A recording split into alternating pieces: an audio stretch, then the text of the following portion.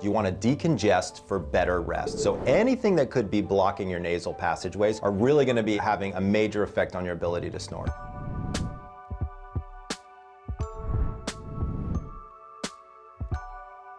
Take gravity out of the equation. What you can do is you can actually buy a wedge.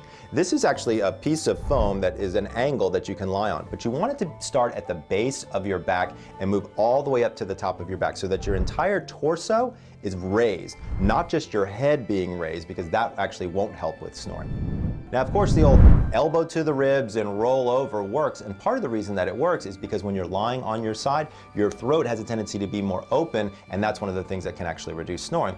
But some people don't like to sleep on their side, so the wedge turns out to be a pretty good option.